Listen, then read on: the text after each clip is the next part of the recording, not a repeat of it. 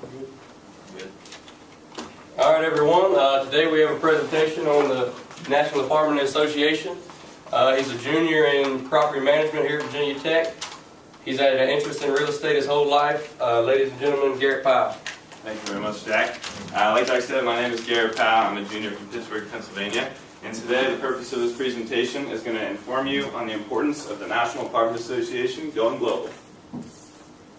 So my objectives for today, first off, is going to be to acknowledge the purpose of the National Apartment Association, and that's going to be to comprehend what they really strive to complete within their organization.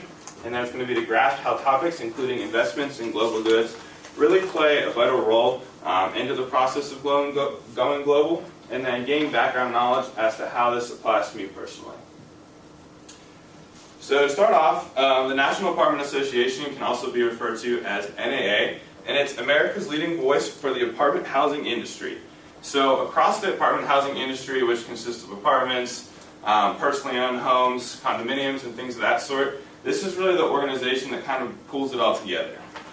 So the National Apartment Association and the members within the organization really seek to develop, construct, and manage opportunities within the United States, and now they're starting to grow outside of the United States. And they really want to strengthen that global real estate market. So no matter if you live in student housing, condominium, your own home, your parents' home, things of that sort, NAA is really the organization that oversees that. And if it's not directly related with NAA, it's an organization that really influences the people and teams and management teams and things of that sort to do what they do on a daily basis. So this will prove to be an interesting topic in years to come. It's not really a widely known organization right now or a topic right now, but it's starting to grow within my industry because there's 69,000 members and 8.1 apartment homes in the United States and Canada that this organization is trying to grow globally. So it's a lot of team members, a lot of apartment homes to really get outside of our nation. So when I became familiar with this topic, my reason to go global, I guess, was because I didn't really know how to relate my industry to going global, because from my experience, my internships, my jobs, it's only been within the United States. And I could have done other interesting topics like the eviction process, which can get very detail-oriented.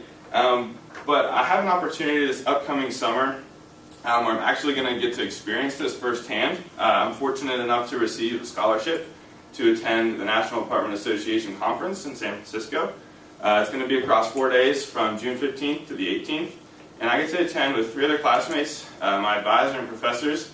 This is going to be really a great way to network, learn about things that I've never learned about related to going global, and really get to listen to a bunch of presentations from top industry professionals.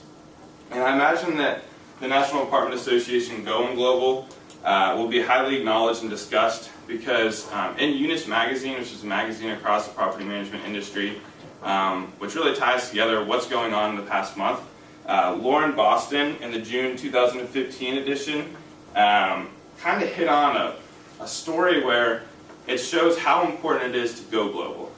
She took Kyle Kazan, who's an industry professional with principal of Long Beach, California-based Beachfront Properties, LLC, and explained how he took an approach in 2002 to expand outside of the United States. At the start of his career, he was mainly just in California with those beachfront properties and realized that he wasn't really doing great business. He kind of needed to expand to really grow himself and grow his company. And then he found that to be quite an interesting space to kind of look into because he was succeeding outside of the country. So Miss Boston really hit the nail on the head with this quote to capture her audience's attention in the introduction by saying, "In the crowded streets of Hong Kong, the cosmopolitan corner of New York, the peaceful countryside of Ireland, and the colorful villages of Mexico, there's one universal. Everyone needs a place to live." And I love that quote just because it really explains how important people's homes are to themselves and to the management companies that we personally work for. It's truthful in the fact that everyone does need a roof over their head.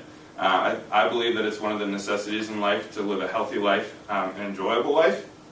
And this is not really a process that comes easily once you're talking about going global, because there's international law, there's taxes, there's rights, and a lot of other things that need to be taken into account that we're not used to here in the United States. And at Virginia Tech, we do take a few classes in my property management and real estate major that kind of introduces you to those laws and rights. And because of different governments and city regulations and things of that sort, it's pretty crazy how different it is from the small towns and cities that we live in here.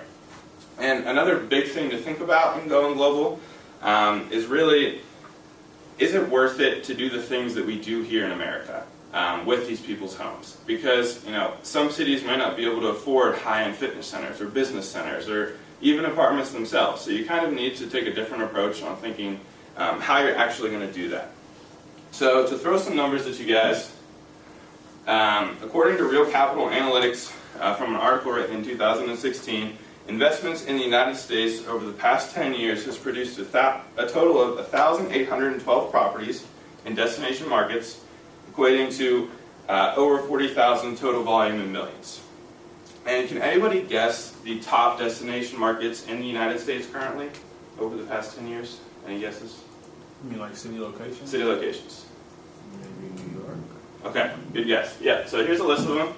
And Manhattan is on there. So it consists of Dallas, Manhattan, Houston, Atlanta, Chicago, Los Angeles, Seattle. So you see that it really covers cities across the map. And then now talking about abroad destinations, according to Real Capital Analytics again in 2016, regarding investments abroad over the past 10 years, it's produced a total of 5,710 properties. So a lot more than that original 1,000 that was located inside of the United States. But only equating to 30,000 total volume in millions. So a little bit less, but that's kind of what you give and take when you're going into global markets, and will be something that will only grow as it continues to get more popular. So your broad destination markets are listed here, consisting of London, Berlin, Hanover, Tokyo, Madrid, Singapore, and other cities like that. So, according to my statistics that I just previously listed, the numbers in cities, it's really clear how there's becoming few and limited development and construction opportunities within the United States. And then once you kind of look outside of the United States, the opportunities are only growing. So in relation to global goods, it is widely known that global markets operate with a unique or different style as compared to here in the United States. So they're kind of taking new and creative approaches that we haven't really thought of, consisting of smaller floor plans, maid quarters, and less kitchen and bathroom space, which here in the United States isn't frequently seen. If you've ever watched HGTV House Hunters, or have looked for a home yourself, or an apartment or things of that sort, you kind of see how people were pretty crazy about their kitchen space, their bathroom space, 2 sinks in their bathroom. I don't know why that's always a big deal, but that's always a big hit. And plenty of amenities within their community or around the surrounding area within a 5 to 10 mile radius. So this is something that the National Apartment Association is going to need to take into account and use as a learning curve, because these are things that they're not used to in the United States. And as they get outside of the country, it's going to be a hard thing to overcome. And although the time and effort for these ideas going outside of our country might seem tedious at some points, there's so much room for growth in under-evaluated areas that are so much cheaper than here in the United States. They're less expensive and have less resident turnover, that it's such a great opportunity to be taken. And I think that resident turnover, for those of you who don't know, is going to be an important aspect to really keep track of. And that is going to be the number of people that leave your community or their lease ends and decide to leave at the end of the year. And in countries like Berlin, or in cities like Berlin, Germany, it can be as little as 3%. And in various parts of the United States, it can be upwards to 70% of people leaving their community once their lease is up, or if they're not enjoying it. So it's a very high number. So I'd really like to thank you for listening and learning why going global for the National Apartment Association is so important. It's not only important to NAA, but important to me, because this is going to be the industry that I'm going to be going into in just a short year. And then it's also important to keep roofs over people's heads.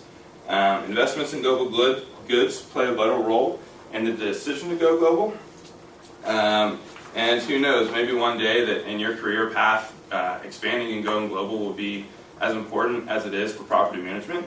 So please find out more information by visiting this website, www.naahq.org, and see how it's going to play a role in your career path in life.